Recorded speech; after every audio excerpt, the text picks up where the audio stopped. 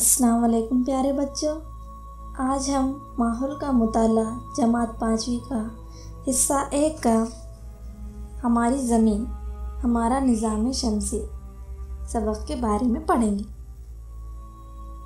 ہم میدان میں کھڑے ہو کر اوپر دیکھیں تو ہمیں آسمان نظر آتا ہے۔ رات میں صاف آسمان پر تارے نظر آتے ہیں، وہ زمین سے کافی فاصلے پر ہوتے ہیں۔ کچھ تارے بڑے اور واضح نظر آتے ہیں اور کچھ چھوٹے اور دھندلے نظر آتے ہیں۔ ہم ان تاروں کو ذرا غور سے دیکھیں تو ان میں اکثر چمچم کرتے نظر آتے ہیں، لیکن کچھ چمچم نہیں کرتے۔ آسمان میں پائے جانے والے تمام اجسام کو فلکی اجسام کہتے ہیں۔ چاند، سورج زمین سے قریب ہیں، اس لیے ان کی گول شکل ہم آسانی سے دیکھ سکتے ہیں۔ اس کے علاوہ دوسرے ستارے اور سیارے بھی ہم دیکھتے ہیں۔ یہ تمام فلکی اجسام ہیں۔ جو فلکی اجسام خود چمکتے ہیں انہیں ستارے کہتے ہیں۔ ان کی روشنی کم زیادہ ہوتی ہوئی نظر آتی ہے۔ ستارے خود کی روشنی سے چمکتے ہیں۔ سورج ایک ستارہ ہے، دوسرے ستاروں کی بنسبت وہ ہم سے قریب ہے، اس لیے وہ بڑا اور روشن نظر آتا ہے۔ اس کی تیز روشنی کی وجہ سے ہمیں دن میں ستارے نظر نہیں آتے۔ جو فلکی اجسام چمکتے نہیں انہیں سیارے کہتے ہیں۔ سیاروں میں خود کی روشنی نہیں ہوتی، انہیں ستاروں سے روشنی حاصل ہوتی ہے۔ سیارے خود گردش کرتے ہوئے ستاروں کے اطراف گردش کرتے ہیں۔ نظام شمسی سولار سسٹم۔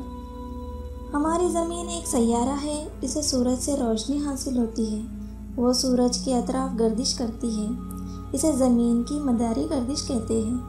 زمین کے علاوہ سورج کے اطراف گردش کرنے والے اور 7 سیارے ہیں، ان کے نام عطارد، زہرہ، مریخ، مشتری، زحل، یورینس، نیپچون ہیں۔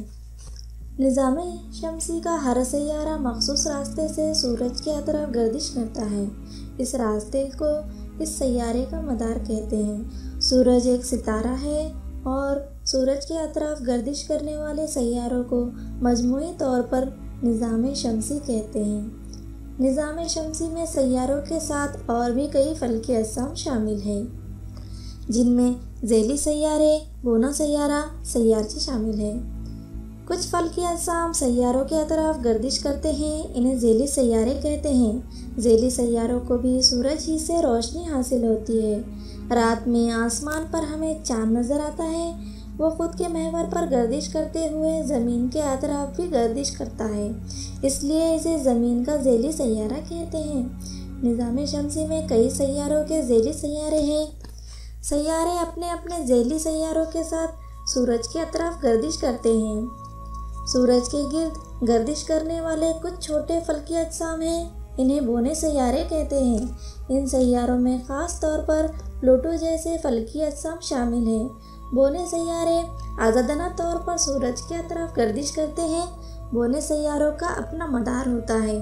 مریخ اور مشتری کے درمیان ان گنت چھوٹے چھوٹے فلکی اجسام کا ایک پٹا ہے، اس پٹے میں پائے جانے والے فلکی اجسام کو سیارچے کہتے ہیں۔ سیارچے بھی سورج کے اطراف آزادانہ گردش کرتے ہیں۔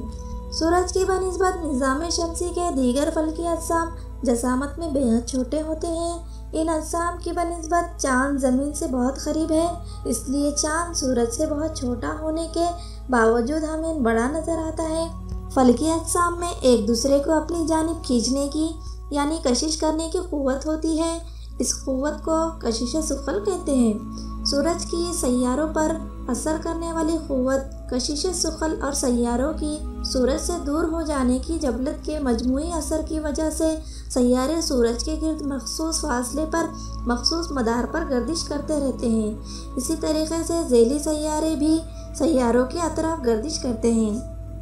زمین کی کشش ثقل کی وجہ سے تمام چیزیں زمین پر قائم رہتی ہیں۔ کوئی چیز طاقت سے اوپر پھینکے بھی تو وہ آخرکار زمین پر ہی آ گرتی ہے۔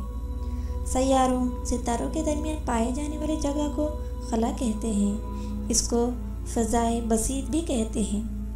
زمین سے دور آسمان میں نظر آنے والے فلکی بسیط بھی کہتے ہیں۔ زمین سے دور آسمان میں نظر آنے والے فلکی اجسام کے تعلق سے انسان کو ہمیشہ تجسس رہا ہے۔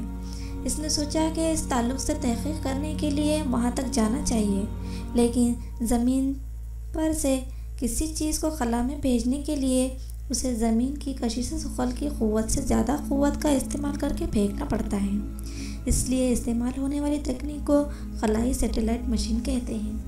بھارتی خلائی مہم۔ بھارتی خلائی تحقیقی ادارے ISRO Indian space research organisation نے چاند پر 22 اکتوبر سن 2008 کو ایک طیارہ روانہ کیا تھا۔ اس مہم کو چندریان 1 کے نام سے جانا جاتا ہے۔ منگلیان بھارت کا ایک اور اہم منصوبہ ہے۔ یہ منصوبہ مارس آربٹ مشن کے نام سے مشہور ہے۔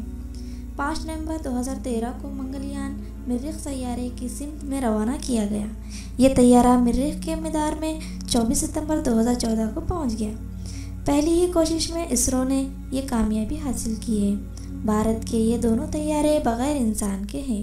یہ طیارے چاند اور مریخ کے گہرے مشاہدے کے لیے بھیجے گئے ہیں۔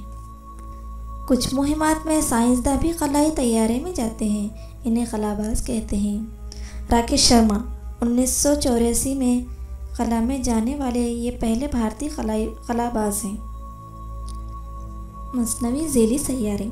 زراعت، ماحول کا مشاہدہ، موسم کا اندازہ، نقشے تیار کرنا، زمین پر پانی اور معدنی دولت کو دریافت کرنا اور خبر رسانی کے لیے مصنوعی ذیلی سیاروں کا استعمال کیا جاتا ہے۔ زمین کے اطراف ایک مدار میں اسے قائم کیا جاتا ہے۔ مصنوعی ذیلی سیارہ کئی سال تک زمین کے اطراف گردش کر سکتا ہے۔